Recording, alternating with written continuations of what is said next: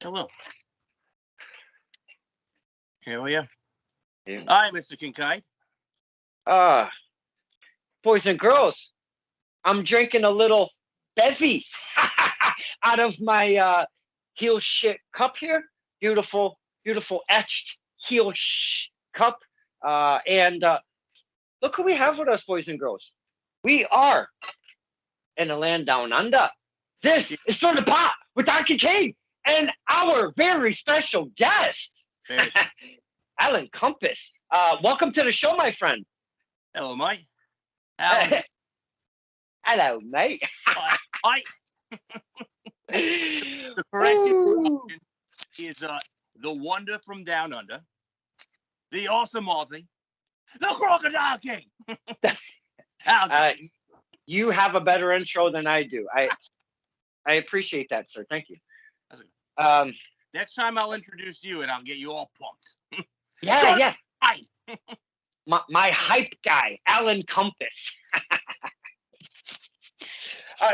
Sir, welcome to the show. And I don't know if you've watched any of my stuff, but what we do is we kind of get the talent, the men and women that we see live at the shows, and we get them on STP to maybe. Where did he disappeared? Where'd he go, boys and girls? You know what? I sit in a long. Have I returned? Yes, you have. You have. Right. Yes. Hopefully that's the end of the alarms. I don't know. The Wi-Fi, the Wi-Fi in the Outback, it's a little sketchy. And what we do is we bring the talent on, and this isn't my show. This is our show, the fan show, and we just pull the curtain back a smidge. We can go deep if you would like. We don't have to go too deep. We can talk, is Alan Compass your government name? You don't have to tell us that. We'll figure that out in a bit. But we just kind of pull back the curtain just a little bit, and we talk to the talent and try to get a little bit of info and maybe their origin. And boys and girls, since we get the new talent, the newer talent that comes on the scene and hits the facilities, the dojos, may it be the PAPW, the test of strengths, they're all over the place, but I love when we get the newer talent on here. And Alan Compass is one of those guys who has just hit the scene not that long ago. So we're here to learn about one Mr. Compass. And if you notice, he's got a little accent because he's from the land down under. The land down. The land down under. You say it much better than I do. I would hope so. So, Mr. Compass, why don't we just kind of start there, because you're new on the scene. I like to talk names. I like to talk character. I like to talk your presentation, gimmick, if you will. I like to talk good guy, bad guy, the relationship with us, the fans. I like to talk about many a thing. So let's just kind of jump right in. And Alan Compass, A, is that your government name? B, if you don't want to tell us, you don't have to. C, if it isn't your government name and this is part of your wrestling persona, how did you come upon this name, Alan Compass? So Alan is legitimately my middle name. Oh, okay. So it's a real name. Alan is, okay. And I go by that because I like it better than my regular. Okay. Which is the secret. Yeah, like I said, we can go deep as deep as you would like. You don't have to go too deep, and we just like to dig a little bit. A lot of like wrestling, my number one love, my first love. I'll give you a quick little backstory. Please. I wanted to hop into this probably 11 years ago. Okay. But I ended up getting a freak accident, had an infection get to my heart. So I couldn't do anything for a while because every time I tried to do something physical, I was like, oh, well, this sucks. I can't do it. And then I finally got into wrestling when I was helping somebody else. Someone was like, you know everybody. Like, my son really wants to get into wrestling. Do you know anybody? Because I know a lot of people. Because during my time of not wrestling, I did music for a while. Okay. They actually play us, no gimmick, all over the world. Wow. Australia, UK, United States, and but this is what I wanted to do. And in the time of me helping this other person get into it, I thought, I know someone who used to do it. Let me just reach out. And my wife, being super supportive and all, was like, that's really cool of you to do that for them, but you've always wanted to do this. Why don't you? And I was like, wow, I might try to do something physical after the incident. Like, I got cardio for days, but like I did the physical shit, and I'd be like, can't do it. But I'm gonna give it a shot, because she's like, you kick yourself. If the one thing you wanted to do more than anything, I did Ninja Warrior, I did the music, but this is the dream. And I said, all right, I'm gonna give it a shot, because I found that door and I kicked it the frig down, and here I am. Yes. Let's pause. Let's just pause real quick. That's French for pause. Let's pause. And let's just talk real quick. What's the name of what you had going on with yourself? If you're willing to share. It seemed quite rehabilitating, like physically, like you can't do anything physical, as you mentioned. Is it rare? Is it common? Give us a little insight. It was a freak accident, because what happened was I was sick with whatever the hell I was sick with. Okay. Because of that, they put me on a steroid. It might have been like a walking pneumonia or something. So I was on a steroid for it. And during that time, I ended up getting an infection. And because I was on the steroid, it bypassed shit and got to my heart. So I woke up one day with no feeling in my left arm and the worst pain I could possibly imagine in my chest. It felt like I was dying. I called my aunt, who's a nurse, and said, get to the hospital. I did. They gave me the max amount of nitrates they could to bring my blood pressure down. And then they rushed me to another hospital where they could do an emergency angioplasty. And look, there is no damage. I am good. I don't know if it was just, I was so used to doing so much. I don't know if when I went back, every time I tried to go back, if I was just like, I used to do 300 pounds. Let's go do what I used to do. And I just couldn't. Maybe I just killed myself too hard. I didn't come in the right way. Who knows? But every time I tried, it was just like, all right, I could run forever. But every time I did weights, it hurt. Like I was just like, it was, wow. But then like I said, some time passed, and I'm really happy that I got people who support me, and they're like, no, go see what happens. And I am, like I said, I'm back at it, baby. So doing what I've always wanted to do. You're feeling good physically. You're feeling good mentally going into this, and up to this point, how long has it been since your debut to now?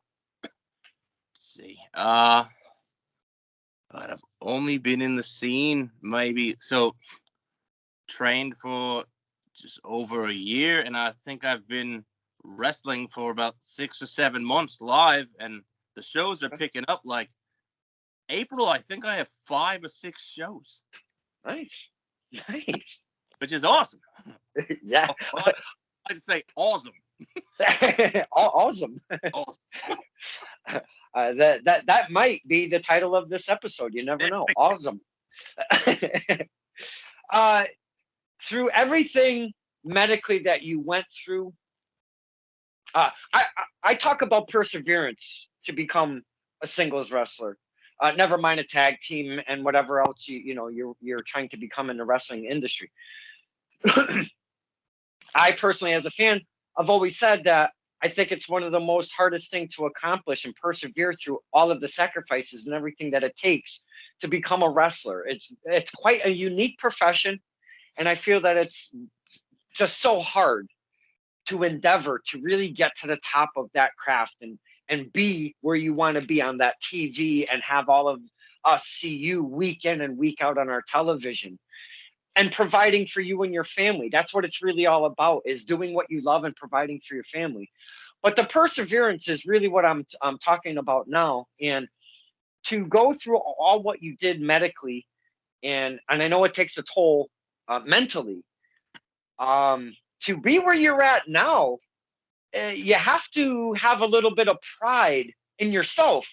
And you said the people surrounding you, because we talk support system on this show all the time.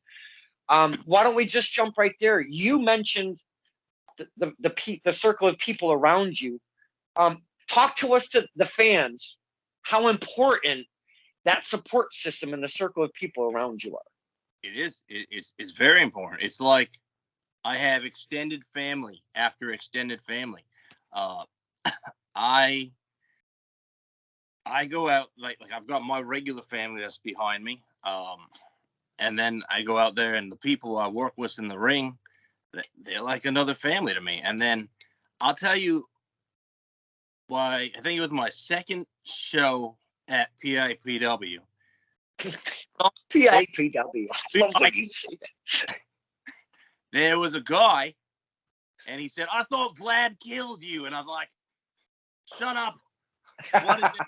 The hell? I don't know what I said to him. I don't care." and after the show, after I heckled him, he came over to me after the show. And goes, "I really want to thank you for making me a part of the show," and I was really surprised by that. And I started getting, even as like the bad guy, started getting a lot of love from the people in the crowd. Like I've like these people. I've made some great friends. I mean, from people who were just fans that I never met before, the people who I started training with. It's like I said, they're all like an extended family. So let's continue with that, because that's how I kind of started networking and whatnot, was just, doing little clips against the wall, just, from a distance. I was very meek, very quiet. That's my regular me. When I'm at wrestling, that's a different me. I don't know what the hell happens when I get to wrestling. I've never been. I've been told that I'm the loudest ever, like 3 times. But that's kind of how it started, was just taking clips, and little by little I started networking with the talent by sharing the clips, and it became this, and it became more, and it became more, and now I just have so many relationships and friendships that I made with the boys and girls, and it's just something I never ever ever ever would have expected in my entire life. But getting back to the live environment, I think what happens is, even though it's a different time in wrestling, as we've talked how wrestling has evolved over time, just like anything else, um, the fan that is supposed. All right. Hey, we're back. We'll splice it all back together. I know what the hell I'm doing around here. But anywho, the relationship with the fans and wrestler, because the bad guy's supposed to get booed, the good guy's supposed to get cheered. But nowadays, with the modern era of wrestling, it's not always like that. So I think what's happening, Mr. Compass, is you have a character about you. You have a presentation of a specific character. And I think people are starting to grasp onto it. And it's not anybody's fault. It happens organically sometimes. So it is what it is. I've been up, another place I really like working is BCW, right? Okay. I've been up there twice now. The first time I went up there, there's this lady in the crowd. She hated me. She was yelling at me the entire time I was in the ring. Okay. The second time I go up there, I said, before I even get in the ring, she's like, yeah, whatever the hell she's saying. She's booing me. And I'm like, good, because I'll just stay and I get booed. I did something really cool. And after I did it, she goes, you know what? I kind of liked that. I was like, oh, God. Oh, you people are ridiculous. I try to stay true blue to cheering or booing. I have to. The way I look at it is, they cheered for the NWO. They can cheer for me. They were bad guys.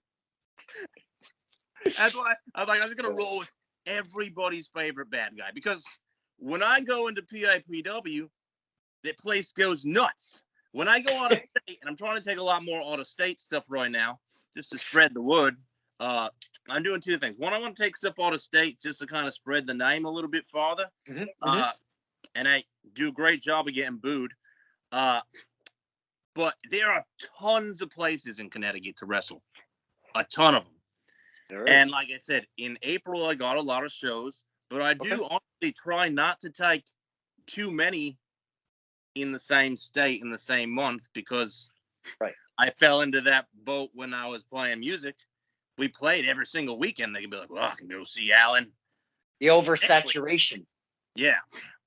And I'm great. They probably want to see me every weekend. I mean, let's be honest. But, some people can't afford that. So, and I understand.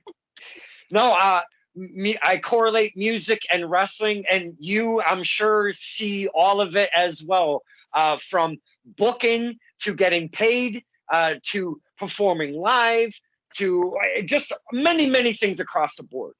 But yeah, that relationship, it just kind of happens organically, and you can't stop it. I mean, what are you supposed to do? Unless you take a chair and start swinging it at people to really get our attention that you're a bad guy. What are you supposed to do? Because we're the ones doing it, and you just got to kind of work with it sometimes. You know what I'm saying? I came out from under the ring, hit a crowd behind, and some Elton John looking dude started cheering for me. What the hell? Whatever, they love me. Hurrah. Now, how does that, especially being a newer athlete, wrestler, performer, however you perceive yourself, I just always say them all. And there's probably a few more I could add in there. Being this young in your career right now, how are you taking that in? Because you're trying to read us when you come through that curtain, and we're trying to read you. Is he giving us the signals that we're supposed to boo him? Are we booing you? You're like, and it's kind of getting a little washed right now. It's a little mixed, and it should be, because you're supposed to be the bad guy. How are you taking that in right now? The last show I went to, I'm the bad guy, and I came out to a very unexpected eruption. I got a standing ovation. What is that shit? And I can't stress enough, I did not know these people. It wasn't your family from the Outback? Okay. No, it's a group of people. I have no idea who they were. Okay. I don't know if my catchy entrance music, my Australian Steve-O and swagger, but then and I got up there and I got in the ring and I was like, oh, and like the first thought in my head was like, I don't know what the hell is going on. I wasn't expecting that at all. I just got up on the rope and I'm like, do you see this shit? All right, whatever. if Don, I love me, so I understand that they would love me. I mean, it only makes sense. Well, I try to like to have, for the most part, decent relationships with all of the talent out there. I haven't seen you too much live because there's been a little weirdness in my schedule the past few months or whatever. But when I have seen you, I've tried to boo you, and I seem to not be in the mix with everybody else. And I don't care, as in one, like, I'll even use an example. One Fly9 Noriega, for some reason, a lot of those PAPW fans, they're cheering this son of a bitch, and I'm the only one standing up at my phone recording him, and I'm booing him, and nobody else is. And I'm like, what the fuck is going on around here? I don't know. And I think it's a new age. I mean, look at me. I'm going to use two wrestlers, perfect example. I love Triple H. Okay. When he's the bad guy. I don't like good guy Triple H. I like Randy Orton when he's a bad guy. Mm-hmm. I have to agree on both, yes. I like there's good guys that I like, there's bad guys I like. But sometimes you just there's a few of it. Look, there's a few bad guys. I'm gonna bring up Brad Baylor. Okay. People boo the hell out of it. I don't hear anyone cheering for Brad. Great guy. He's a great bad guy. I love him. Huh? People boo him. Mm-hmm. I do. Yeah, you boo him. And he's gorgeous. Yeah. I don't know about that. Are you drinking a Foster's right there? What's going No, on? right now, John, I'm glad you asked. Right here, what this is, let me see if I can get in the, this is Aussie lemonade. Oh, wow. It's like regular lemonade, Don, Okay. but like me, it's better because it's all. Crickey. Maybe that'll be the title of this episode. Very simple. Made by Monster. They should sponsor me. They'd be so lucky. So I kind of like to speak of the future, if we will, just hypothetically. And, I just go all around in the timeline. So just follow me, okay? Anyway. Let's look into the future a little bit. Alan Compass gets some steam. He's got a couple years under his belt. He's getting looked at by many eyes. He's traveling. He's doing the drives, if you will, as they say. And now he gets to get picked up. And there's a choice. If you had a choice, would you rather get picked up by the AEW, the big juggernaut, if you will, the WWE, the New Japans, the ROHs, or however you want to perceive whoever is out there? Do you have a preference of where you would want to be in a long-term goal? I have. I do. And and I have a say on on 3 different companies. All right. So my number one goal, my first goal, I want to win some championship gold, Mr. Kincaid. Okay. That's a good goal. That's a great goal. Mm-hmm. And down the line, I get to that point where it's AEW, WWE, New Japan, the great bidding war for Alan Compass, ultimately, my biggest dream, my greatest accomplishment in my eyes would be, I would love to go to New Japan more than anywhere in the world. That is my top goal because I want to travel. I want to go to Japan. I am an anime nerd. I taught my children how to use chopsticks and made them use them when I made them ramen. It's a little ridiculous, but but that's my high tier goal. Okay. Now, when it comes to WWE and AEW, I'm watching everything.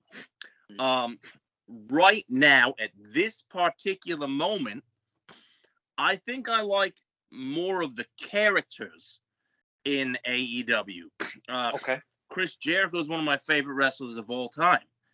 I just feel like I like more of their characters. They're both companies. They're doing stories right now. The Roman Sami Zayn story is phenomenal.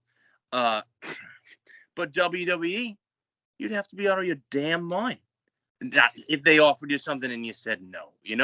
But I think the most important aspect would be is I love doing this and I get to be my character. Even just being my character, more than being in the ring and wrestling, as much as I love it and getting to entertain, being me is number one. So if WWE said, hey, we like what you're doing, come in, even pull a Paul Heyman role, but you're Alan Compass, that awesome Compass. If I can be me, I would go. If I could be me and go to either or, I'll go to WWE.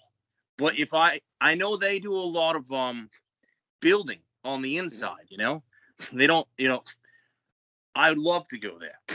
But I feel from what I've seen with AEW, it's like, all right, you come in, you're your character, and you sink or you swim with it.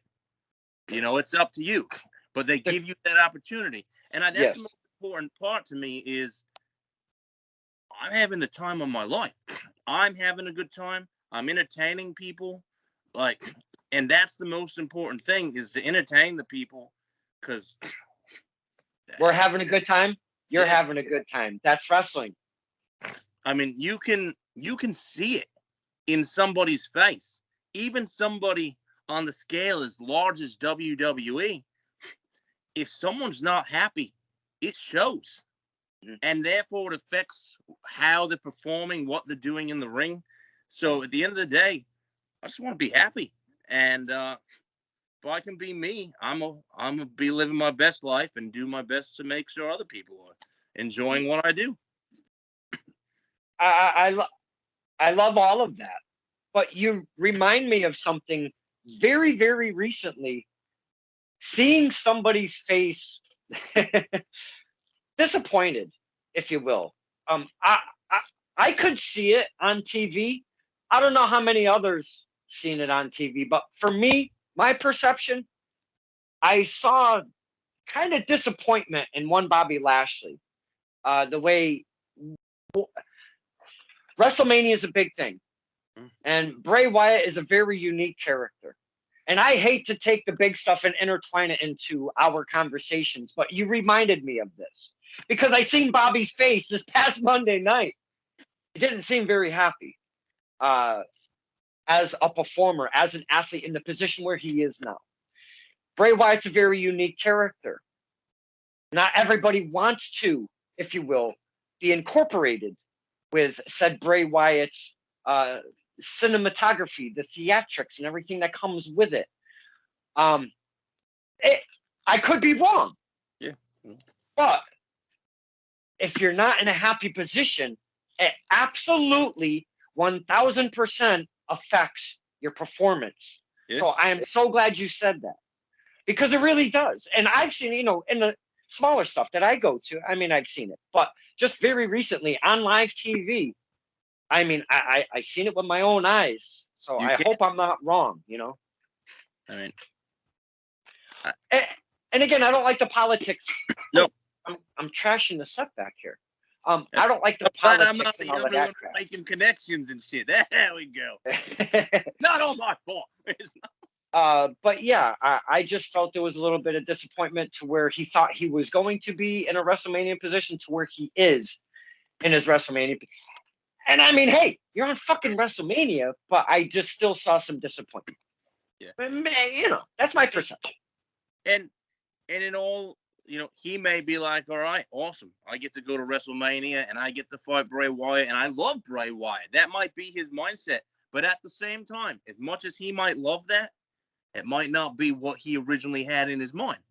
Right. And sometimes, as a performer, just as a person, you'll get ideas in your head, and just in life, you'll be like, oh, you know what? this is the direction I'm going to go. And you'll get a setback, or you'll be like, oh, that's not really what I thought I was going to do today. Oh, crap. And you got to roll with the punches, and everything's not always going to be sunshines and rainbows, but, you roll with the punches and hope for the good. So let's rewind a bit because we have spoken more than once of PIPW. I love when you say it. I suck at it. PIPW. Boys and girls, I know you've heard me speak of PAPW, Paradise Alley Pro Wrestling out of East Haven, Connecticut, run by one Paul Roma, Mr. Mario Mancini, and a couple other cohorts over there behind the scenes.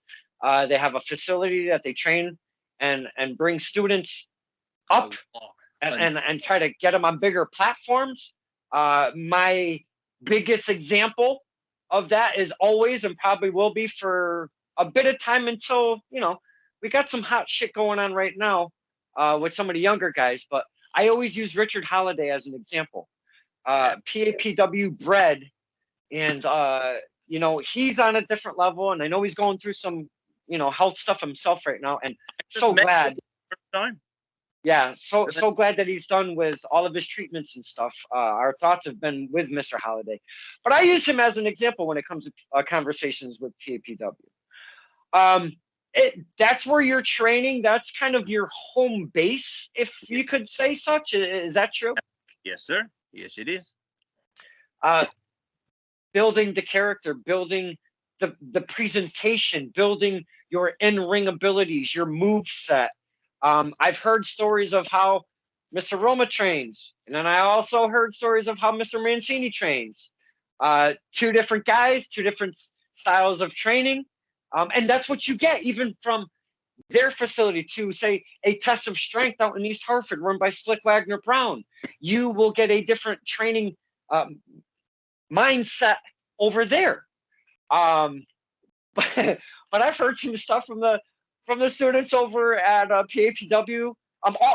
All fun and whimsical, and stuff, and how they really bring a different feel to their training perspectives, if you will.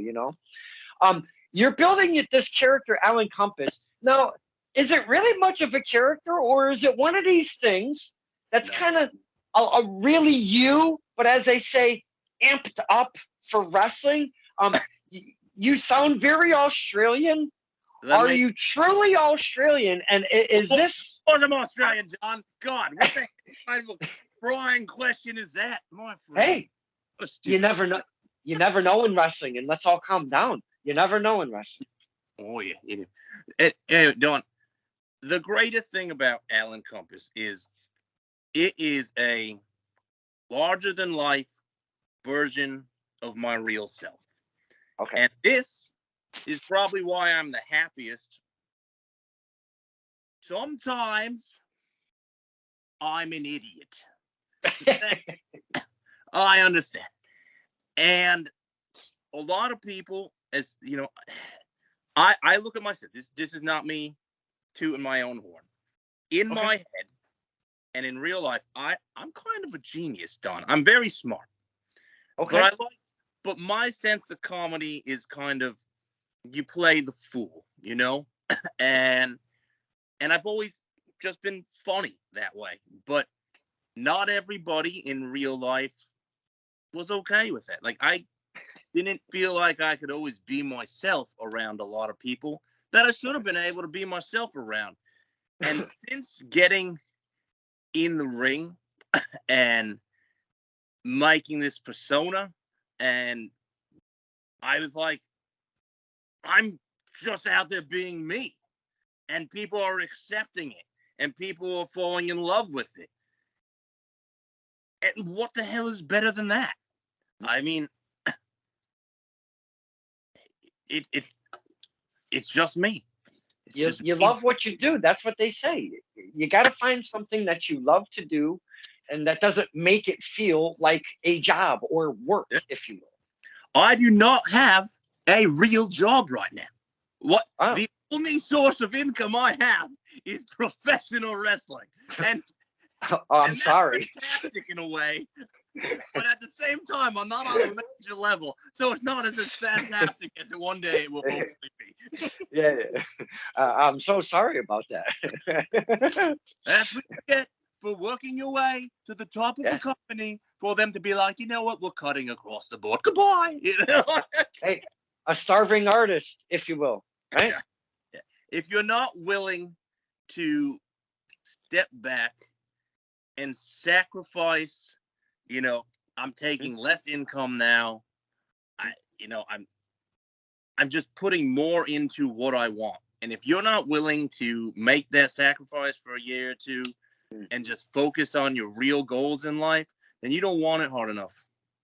I'm sorry. Like, we speak of the sacrifices that the talents have to push through mentally, physically, with the family, with tragedy, with their friends or family or such or whatever. So you saying that stays right on topic of where we're at on stirring the pot. Pushing through those sacrifices to get to a certain level. And you sent us a very supportive wife, which is excellent, my man. Part of that support system, if you will. June, you talk about sacrifice. June 24th is my son's birthday, right? And Paul Roma goes, we got a show that day. Do you want that day off? I go, no, he's having a wrestling themed birthday. We're going. Well, hey, June 20. I don't want to mess this up. I got to mark that down. June 24th. PAPW. I know there's something coming up very, very close in the near future at the training facility at 662 East Coast Ave in East Haven, Connecticut. Hit us with what's going on there. That is a loaded card, mate. All right. March 25th at PIPW facility. All right. What's it called? Huh? What's the event called?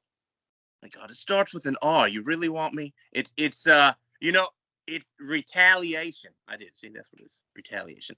I went the entirety of the last show calling it something different, and they announced it. They're like, "We're here for PIPW, such and such," and I'm in the back locker room. I go, "What did he? We're here for we're here for revolt," and I go, "What the hell did he just call it? It's not revolution." Oh man, I can't read. I got it this time. I'm guilty too. So it is. I think they've only announced 2 of the matches, but the big. I mean, I won't.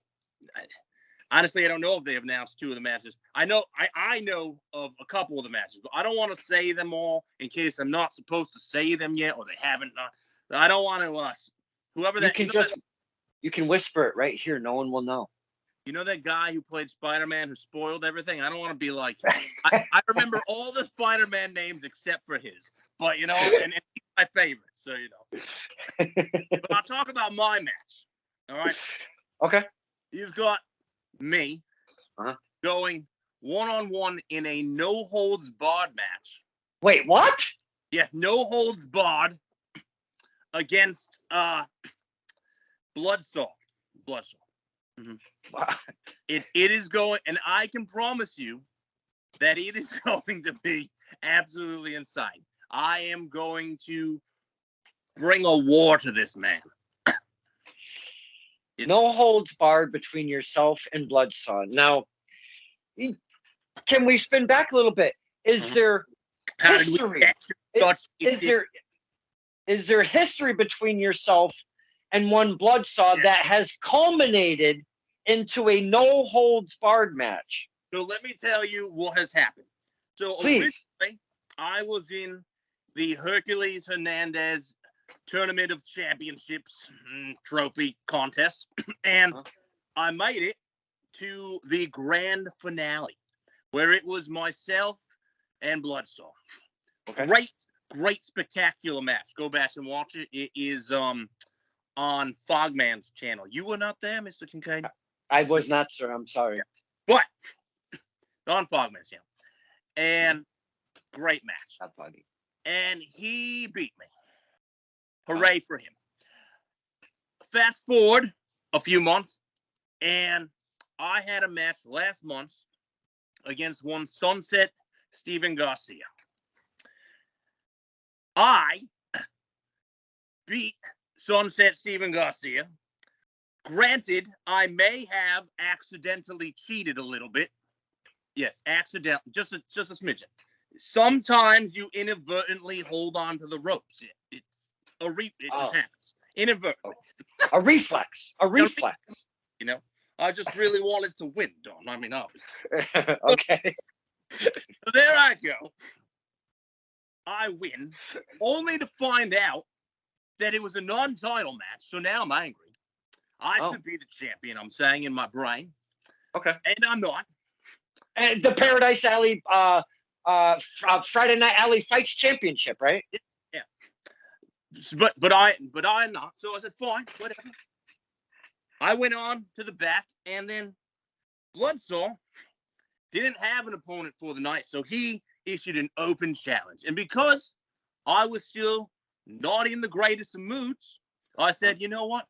Despite the fact that I was already out there tonight, I was pumped enough. I said, I'm going to go take out Bloodsaw. I'm going to take my frustration out on the one. I think he's one of 2 or 3 guys, tops, at Paradise Alley, who actually holds the victory over me. So I said, I'm going to correct this. I'm going to beat Bloodsaw and take out my frustration. My day will be better. He goes to pick me up. I flip around. Very athletic of me, I know. Pick him up. I give him I give him a slam. Apparently, part of me was over him, part of him was over me. Oh. Gina, the ref is counting both of us. No. Yeah, counting both. No. He gets his shoulder up. Blasphemy. I do not, because I'm over here like, yay, winning. I get up, victory dance, super pumped. Gina says I lost. I'm confused. Explains the situation. So I might have been a little cranky, grabbed a chair, ran in the ring with it. He grabbed his chain, swung it about. Sarge came in the ring and said, absolutely not. Oh. And, yeah, one thing leads to another. And now we have a no-holds-barred match on the 25th. Well, you got Sarge in the middle of it. Now you done effed up there. You don't get Sarge in the middle of your situations. He's the COO, if you will, of PAPW. You don't want to get him angry over there, the Sarge, Mr. No. Murray. So, well, that's the back. It seems, let's go through this a little bit. For me personally, and I've said this multiple times, as a fan and wrestling, I love character, I love storyline, and I like, good in ring. Okay, doesn't take much for me to love what's in front of me. What you've just described to me is characters, storylines, and good in ring. If I'm not mistaken, that's what fans should be into, if you will. And I'm not saying how you should love wrestling, but that's what wrestling is that relationship with us. I'm going to remember that storyline more than I'm going to remember that double flip you did that one time. I'm just saying. Me personally, yes, because it's a carry-on, even if it's not the next week or the next show, and it skips one or two shows. And again, like you gave us a nice timeline between the history of you and One Blood Saw. And it wasn't just show after show after show after show. But it's culminating to something. There is a start and there's a finish. And I love that stuff. Hopefully there's this. Hopefully, and it sounds like this should be the finalization between you and One Blood Saw. Yeah. So, good luck to you, my friend, because that's going to be, I personally think the place is going to erupt. I mean, he's a fan favorite. He is. Yeah. Yeah. So I've got my work cut out for me, but I can guarantee you so does Bloodsaw. I've got some tricks up my sleeve, Mike. Oh. Yeah. Tricks up your sleeve. Okay. Boys and girls, keep your eyes peeled for that, or just come on down. I believe it's like $20 or some odd. Right at the right. We have sold out multiple times now. So get there. This is a show you're not going to want to miss. Again, because, like I said, I already know a couple of the matches on the card, and it's fire. Just whisper right here. Nobody will hear us. Son of a bitch. What's the product, John Kincaid? I'm sure they'll announce stuff. I tried, boys and girls. I'm trying for us, So, all in all, to where we are right now, and I forgot how long we were talking, maybe about 15 before we got cut off and have to split this. So, I would probably average about 45 minutes. Everything we've spoken of right now, up to this point, it seems like One Island Compass is having a hell of a time in this journey of wrestling right now. Absolutely. You're having a relationship with the fans. You're having a relationship with the locker room. You're finding a foot about you with your character and whatnot, if you will. It seems to be going all right for one Mr. Compass here. You would be correct to assume such thing. Now, the gear. You mentioned the gear a little while back. My question, how come not some fancy, custom-made Allen Compass with the name down your leg on some nice, shiny, sparkly trunks that have got maybe some flashy neon green and bright reds and maybe some tassels and and maybe a little something on your arms to get your muscles a little more pumped up. Why, why not maybe So, a traditional gear than where you're at now? so I started in the khakis because, Australians, we love our khakis. Uh, Okay. I have recently upgraded to a athletic wear with my name is down the side. It says that you saw it at the last, I was at 2TW and I had the black with my name down the side. I am not a fancy, sparkly kind of individual, Mr. Kincaid. And some of those tights leave little to the imagination, and don't leave me alone as it is. Okay. And some of the mates don't leave me alone. And I'm not giving them any more reason to bother Sir Alan Compass. I didn't know we were going there, boys and And girls. then gone with the honor toys. That was a beautiful pass, Mr. Compass. Boy. So you've talked about spreading your wings a little bit. Getting away from the nest, if you will, being home base. And I know you don't need to do it right away, but there needs to be a time where you have to make your way. But you've already talked about spreading your wings and doing different things, and you just spoke of 2TW. Talk to us about some of the promotions you have worked besides PAPW, if you could. Not a ton right now. I mean, PAPW is my number one. It's my home. I recently worked an NEW show. That was really cool. Oh. Yeah. It was against the Battle Academy, or the artist formerly known as the Battle Academy. The artist. Oh my God! I gotta throw that. Oh, I gotta throw that to Hunter. Oh my God. No, that was a blast. Okay. No, let's just stop right there because. Go ahead. I see all these things online and here's my 2022 list of wrestlers I want to fight. And I didn't make one of those. And I borderline kick myself. I'm like, I'm going to make one next year. But because we talk Battle Academy real quick, what I do want to go against all of them. They're all fantastic. I do. And I hope down the line somewhere, there can be a story. Crocodile King, Red Lion. I think, I mean, that is not a thing that has been talked about. That is just something that is a personal goal. Okay. I would like to get to that level. I think that would be a hell of a story. That would, because you would have to culminate a lot of moving parts, and it would be a nice storyline to get to that finish, if you will, with the Red Lion.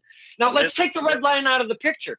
If there's one person out of those four that you need to watch yourself on, that's one Skylar Gray. You better be careful if you think you're gonna go against one Skylar Gray and come out unscathed.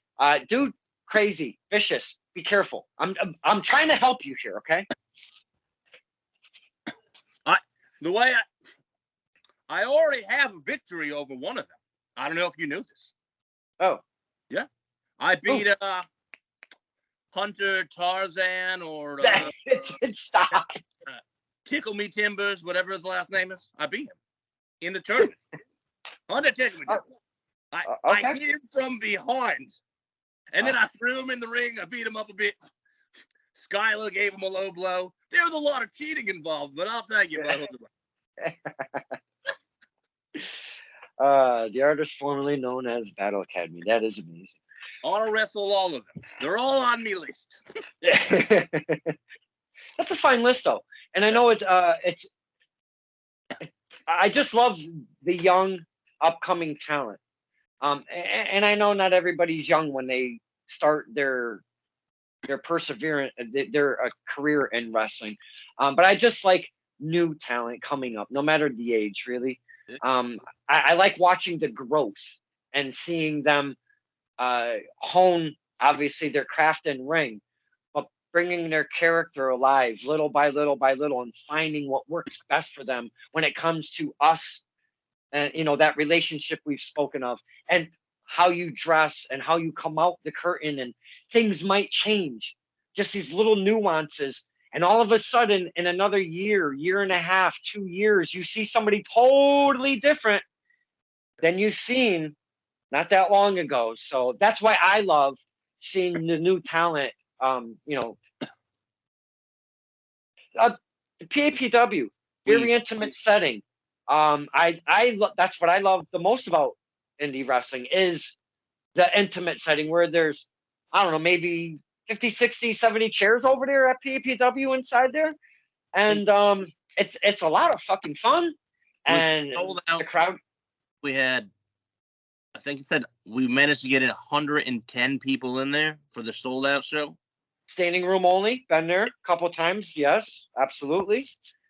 A lot of characters, storylines. Boys and girls, if you don't know, we've spoken about PAPW. Check them out. See them up and whatnot. I know it's been a short career, but I'll ask this of you. Not your favorite match, not what you think your best match or whatever. Who, as an opponent to this point, do you feel that has brought the best out of Alan Compass in trying to become a wrestler right now?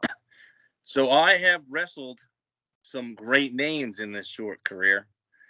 And it's out of everyone, no disrespect to anyone whatsoever, because no slight. Yeah, no slight. One Marcel Williams gave me a hell of a match. I had a match with Vlad that was absolutely great. But I gotta say, number one, numero uno, who brought out the best in me would be Bloodsaw.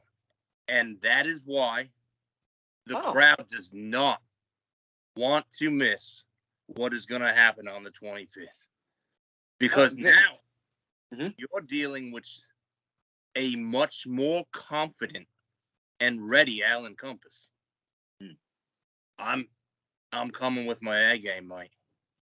So let's talk traditional match. That's usually what, you've been doing in your career. This isn't a traditional match. This is with weaponry and violence. And the big question mark of anything can happen, because once you start using these things outside of the ring and even bringing them in the ring or whatever, you just never know what's going to happen. This is a totally different environment, my friend. First off, are you ready for this? Because I know you want Bloodsaw. That's very evident. Are you ready for something like this, though? This is a totally different environment. And have you changed your mindset going in to this matchup? Well, the thing you need to understand, Mike, over in Australia, we're born better. We're born stronger. And we have to be. I'm going to give you a statistic, all right? I don't know if you know this, but we harbor 365 of the 72 deadliest snakes in all of the world. That's a true statistic. I'm pretty positive. Mm-hmm. Wait, so like you harbor, like you steal and keep them from everybody? There's everything that can kill you. So we are born stronger. We have to persevere through constant nonsense. It's like, oh, look, there's Jim and a wildfire.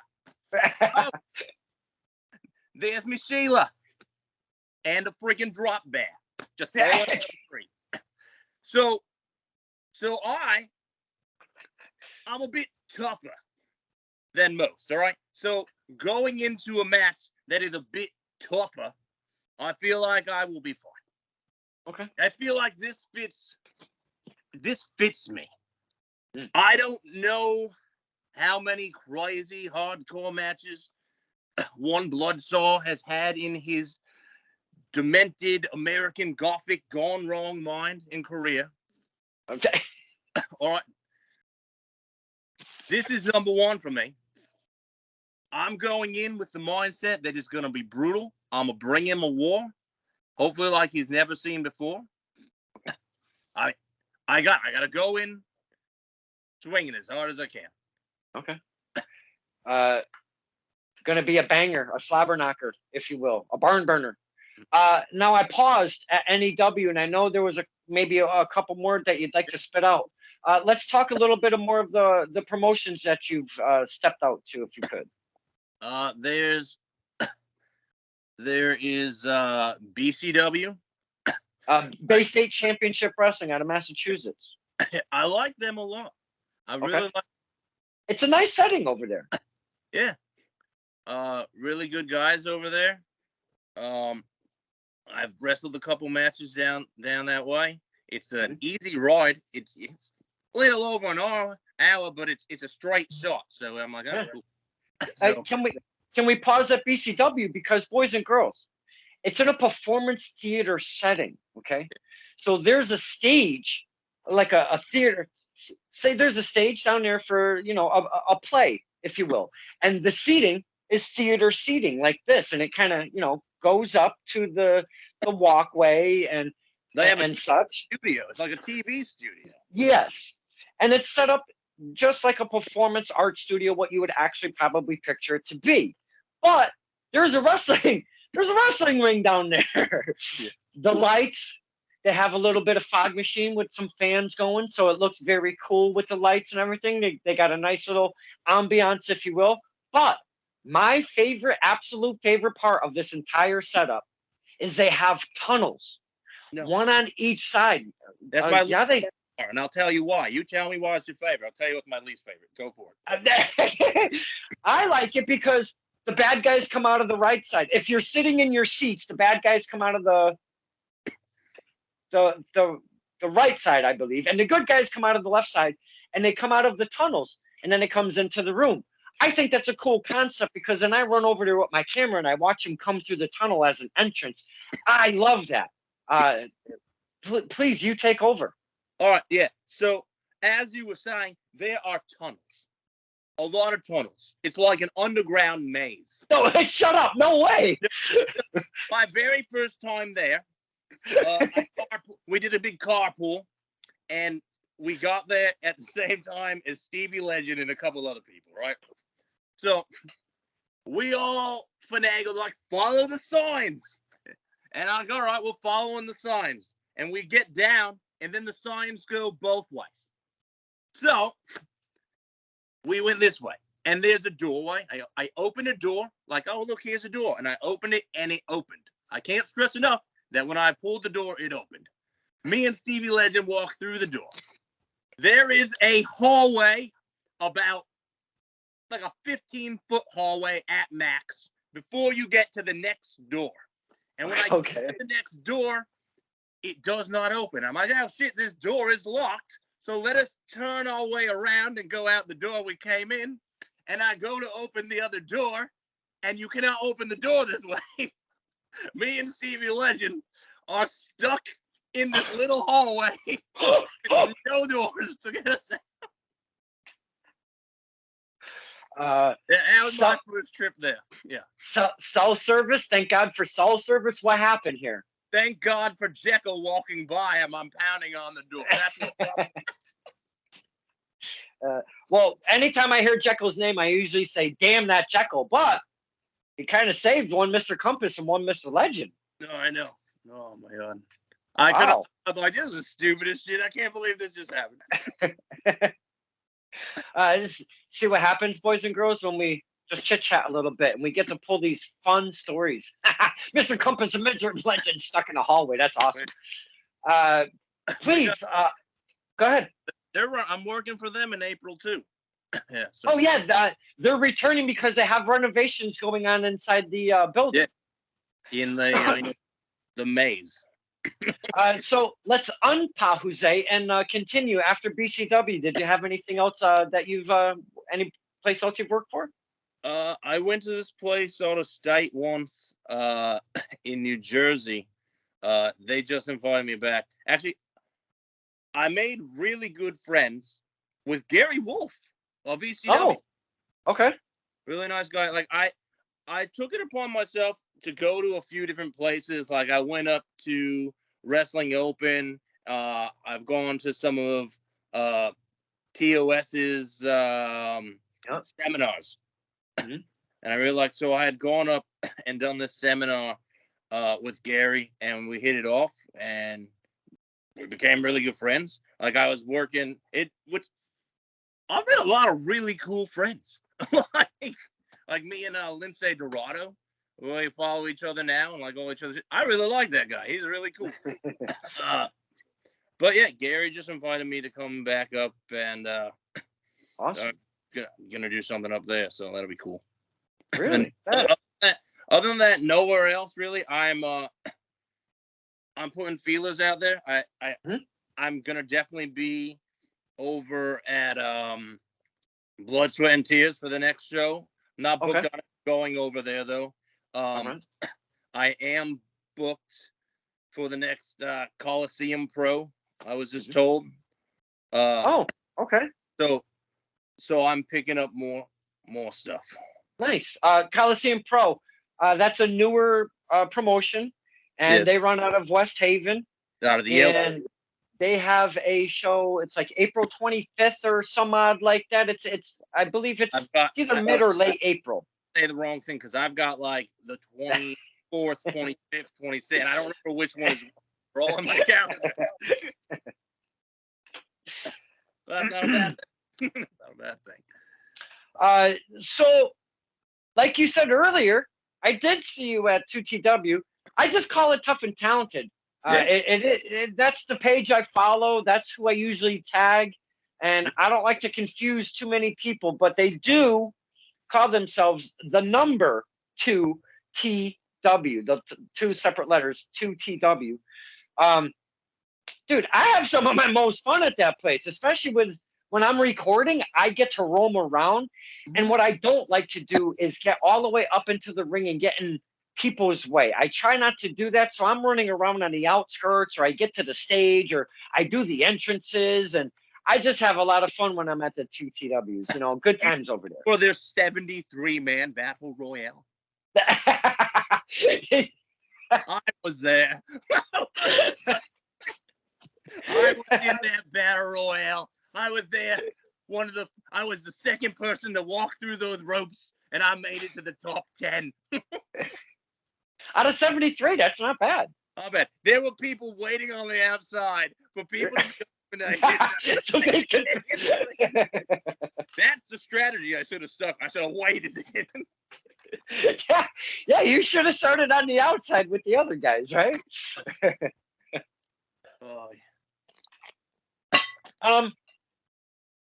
So it seems that you have a nice little schedule going on in the very near future, and I know you're got the feelers out there, and you're trying to branch out some more, and you're doing some traveling on your own to different shows, if you will, to maybe check out some cool stuff and make connections and network as you're doing such, and seeing some of your peers that you've already known and starting to come up with, or what have you. So you seem like you're in a good place right now.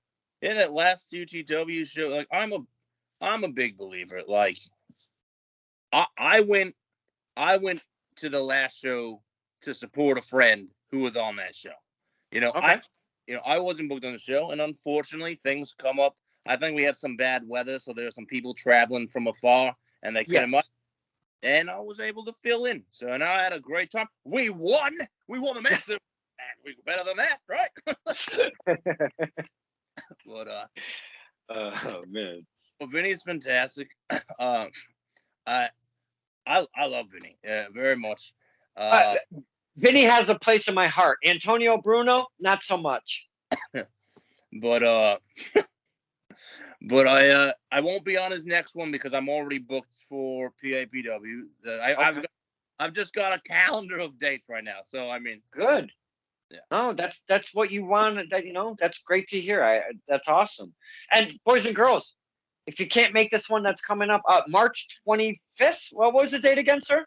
It is going to be March 25th. If you can't make March 25th, what you should do is cancel your other plans and make March 25th. Mm-hmm. Okay. Yeah, make March. Okay. I wasn't going to say that. I mean, I didn't. Alan Compass can say that, but I wasn't going to say that. I was going to say, if you can't make March 25th, make sure you make June 24th because there's going to be some shenanigans going on over there, I think, with one Alan Compass and Fam. Something that I don't know, Don.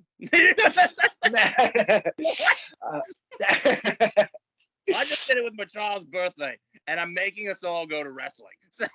hey, those are shenanigans in its own right. That could spark some really good fun and shenanigans at a wrestling show. You never know what the hell's going to happen. I don't know if you've noticed, but I look fantastic in this camera angle.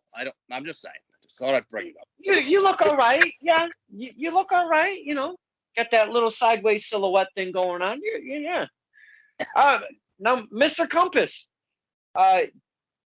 we talked about long-term goals and the bigger companies. Right now, and again, early in your career, but I like to kind of talk hypothetical every so often. Do you have, some do, some don't, most don't, but some do. Do you have any long-term or different ideas for what you're presenting coming through that curtain? May it be a different name, a different look, a whole different setup, or you're like, this is me, I'm rolling with it, and I'm going to make it work, even if I have to tweak it a little here and there. Alan Compass is where it's at for me. So something I like to do is I watch a lot of wrestling, right? And I watch a lot of people wrestle. I've got like my signature moves that I do, but I always like to try to incorporate something new if I can. I'm trying to learn as much as I can. The only big thing I look to change is continue to add to my repertoire of moves. I really enjoy my look, my character. I'm very happy with what I'm doing. The fans seem to be loving it right now. Yeah, I remember the Undertaker. One day he was the American Badass, and I watched the whole story on that. They're like, it just felt right, and you don't know if something will change down the line, but if it does, hopefully it changes for the better. But I'm thrilled with what I'm doing. I have a lot of influences that really aren't wrestling that made this character who it was. Steve Irwin, Kano from the Mortal Kombat. Okay. One Wile E. Coyote, just, and I take, and it's ridiculous. It is borderline ridiculous, but look at the reaction. Donald Kincaid, if that is your real name. Look at you. Hey! Or maybe that's a persona. Well, it's funny that you say Wile E. Coyote because because again, I'm usually a very reserved. I don't talk a whole lot. I really don't even watch TV a whole lot anymore. I just kick back. I F with my phone.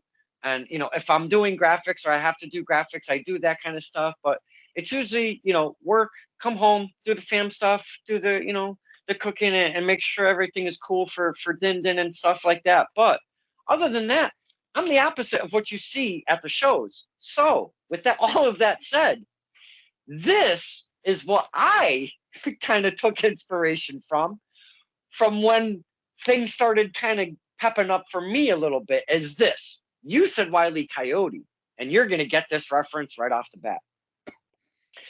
There's two dogs in Looney Tunes. One's a bigger dog. One's not such a bigger dog. One's name is Butch. One's name is Spike. And Spike, that's me. That is kind of where I pull from, is my little friend Spike on the Looney Tunes. That's funny, mate. It is wild where people get influences from. Right? One of my favorite spots, it's absolutely ridiculous, is you call that a knife edge chop?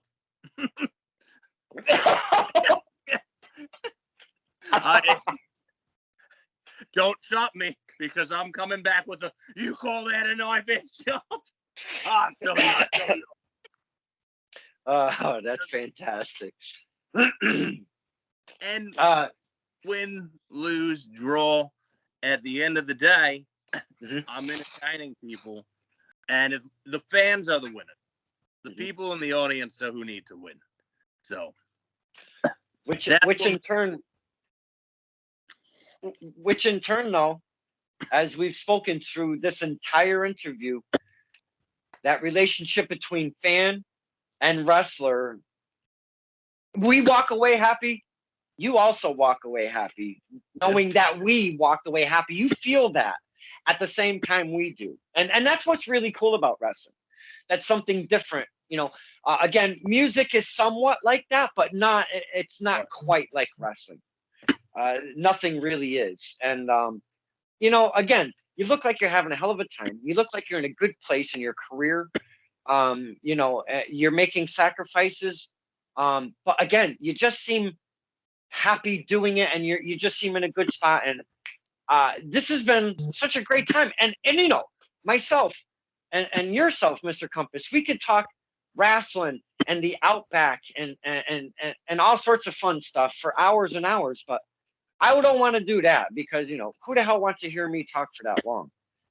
So what I'd like to do is maybe put an invite, because you're very young in your career.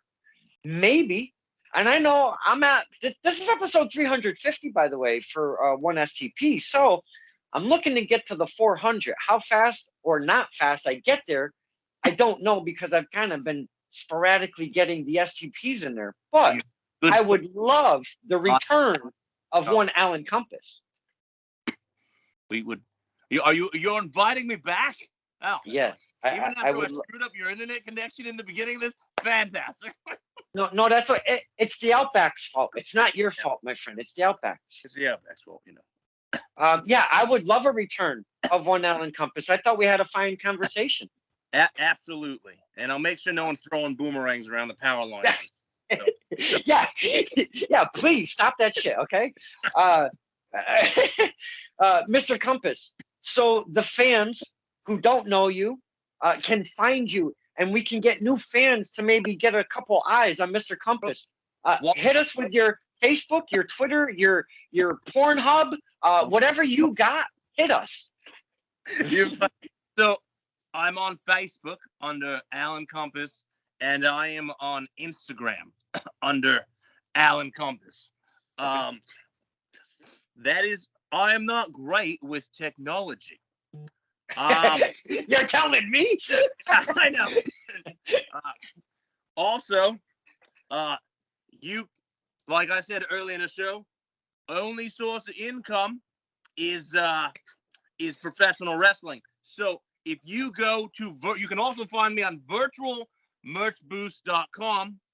Get some cool Alan Compass merch. Look at that. It says "Shares, mate." It's the kangaroo. Dude, I gotta get a shirt. Yeah, that's the Alan Compass shirt I want. Yeah, and I designed everything.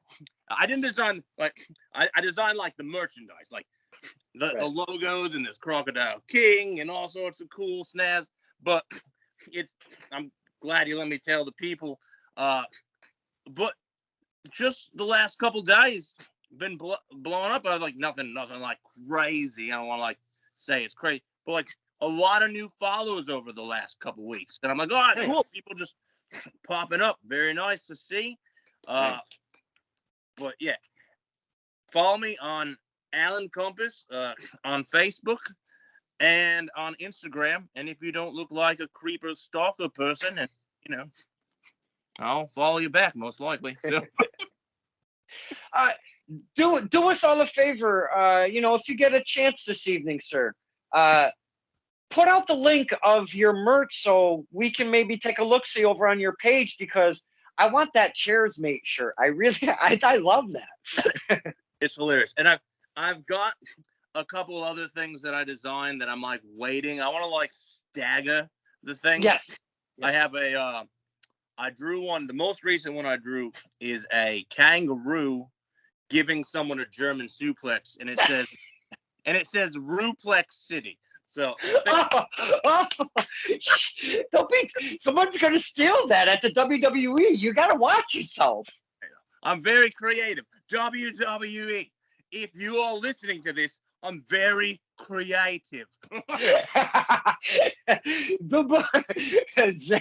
was a beautiful plug, my friend. Uh, boys and girls, we laughed and we laughed even more. And we got some great stories. We got some vital information to learn about one Alan Compass. And he's just so young in his career. And I cannot wait. Hopefully, SDP, we're still kicking around because I want to get to at least 400 and then see where it goes from there. But nonetheless, we got to get back Alan Compass down the road.